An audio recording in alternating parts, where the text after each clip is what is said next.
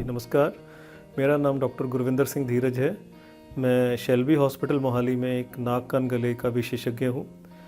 तो दोस्तों, आज हम बात करेंगे कुछ ऐसे कारण जिसकी वजह से कि नाक बंद रहता है। अक्सर जो मरीज़ कंप्लेंट करते हैं कि हमारा नाक बंद रहता है, हम सांस लेने में नाक से सांस लेने में दिक्कत होती है। तो आज हम उन कुछ कारणों को डिस्कस करेंगे और उनका क्या समाधान हो सकता है उनके बारे में बातचीत करेंगे। तो जो डिफ़िकल्टी इन ब्रीदिंग है, जो नाक से सांस लेने की समस्या है, अलग अलग ढंग से अपने आप को व्यक्त करती है। जो मरीज़ हमारे पास आता है वो अलग अलग ढंग से व्यक्त करता है। कुछ कहते हैं कि हमें सफोकेशन फील हो रही है, हमारा दम घुटता है।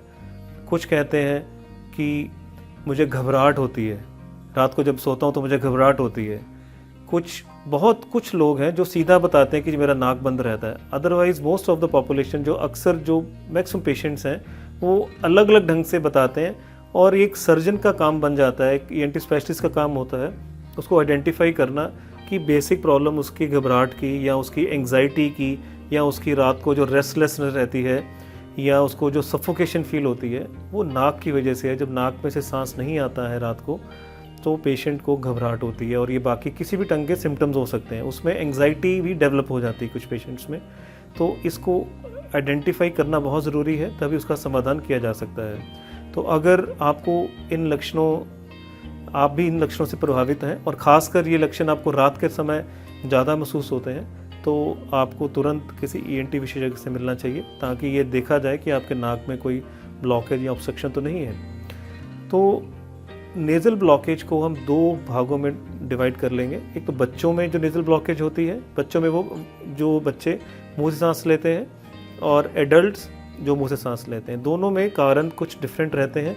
तो बच्चों की बात करें तो बच्चों में जो नाक बंद होना या मुंह से सांस लेने की जो समस्या है, उसमें सबसे बड़ा कारण है एडिनॉइड्स का बड़ा होना। एडिनॉइड्स कुछ एक मास के आउट ग्रोथ होती है जो और सब में होती है, कोई एबनॉर्मल मास नहीं है, ये सब में होता है। और ये तकरीबन 10-12 साल की उम्र तक रहता है, उसके बाद ये अपने ख़त्म हो जाता है। तो जिन बच्चों में ये मास बड़ा हो, वो नाक के पिछले हिस्से में ब्लॉकेज क्रिएट करते हैं, उससे उनको नेज़ल ब्लॉकेज फील होती है। जब नाक से सांस नहीं आता है तो उनको मुंह से सांस लेना पड़ता है। मुंह से सांस लेने की वजह से उनके दांतों में भी दिक्कत आनी शुरू हो जाती है, उनका तालू भी ऊंचा हो जाता है, उनकी जो फेशियल डेवलपमेंट है वो भी थोड़ी ऑल्टर हो जाती है। तो बच्चों में सबसे ज़्यादा कॉमन कॉज है वो एडिनॉइड हाइपरट्रॉफी रहता है। इसका इलाज दो तरह से हम करते हैं। शुरुआत में तो हम बच्चों को कुछ नेज़ल स्प्रे वगैरह एडवाइस करते हैं। उन नेज़ल स्प्रेस को लगातार लेने से जो उनकी इन्फ्लेमेशन है एडिनॉइड्स की, वो कम होती है और उसके चलते पेशेंट को अच्छा बेनिफिट मिलता है। बट अगर कुछ पेशेंट्स को, जिन बच्चों को ये स्प्रे लेने के बावजूद भी नेज़ल ब्लॉकेज फील रहती है और उनको सांस लेने में दिक्कत होती है, उन केस में हम फिर सर्जरी एडवाइस करते हैं। तो ये सर्जरी नाक के एडिनॉइड्स की हम रिमूव करते हैं। सर्जरी कई ढंग से हो सकती है। इसमें माइक्रोडिब्राइडर का यूज़ कर सकते हैं, इसमें कोबलेशन एक डिवाइस है जिसे हम ब्लडलेस सर्जरी भी कहते हैं, उसका यूज़ हम करते हैं। और ये सर्जरी पूर्णतः दूरबीन से होती है, बाहर से कोई चीरफाड़ नहीं होता। और एडिनॉइड्स एक बार जब पूरे रिमूव कर दिए जाते हैं तो उसके बाद कोई दिक्कत नहीं रहती और बच्चे को सांस लेने में कोई दिक्कत नहीं रहती है। अगर हम एडल्ट्स की बात करें, एडल्ट्स में नेज़ल ब्लॉकेज के कई रीज़न्स हैं। उसमें एडिनॉइड्स तो नहीं रहते हैं, एडिनॉइड्स तो 13-14 साल की उम्र के बाद ख़त्म हो जाते हैं। तो अक्सर एडिनॉइड्स एडल्ट्स में नहीं देखे जाते हैं। बहुत रेयरली 16-17 साल और 20 साल की उम्र तक एडिनॉइड्स पाए जाते हैं, पर अक्सर ये कारण नहीं रहता है एडल्ट्स में नेज़ल ब्लॉकेज का। एडल्ट्स में नेज़ल ब्लॉकेज नाक की हड्डी का टेढ़ा होना, नाक में जो हमारा टर्बिनेट हाइपरट्रॉफी है, टर्बिनेट एक मास होता है जो नॉर्मली सब में प्रेजेंट होता है बट फूल जाता है कई पेशेंट्स में, एक ये कॉज है। और एक नेज़ल पॉलिप्स होना, ये 3 प्रमुख कारण हैं। और इसमें अक्सर सर्जिकल इंटरवेंशन से ही रिलीफ मिलता है, क्योंकि अगर हम कुछ नेज़ल स्प्रेज देते हैं, कोई खाने की कोई मेडिसिन देते हैं या नेज़ल ड्रॉप्स देते हैं, उनका सिर्फ एक टेम्परेरी रोल रहता है और जब उनका इफ़ेक्ट ख़त्म होता है तो फिर से नेज़ल ऑब्स्ट्रक्शन फील होती है।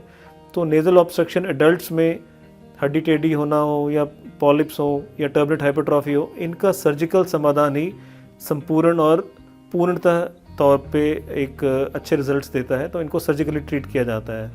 ये सारी सर्जरीज़ आजकल लेटेस्ट डिवाइसेस की वजह से दूरबीन के ज़रिए की जाती हैं, जो कि ब्लडलेस भी होती हैं और जिनकी रिकवरी बहुत जल्दी होती है, बिकॉज बाहर से कोई चीरफाड़ नहीं होता।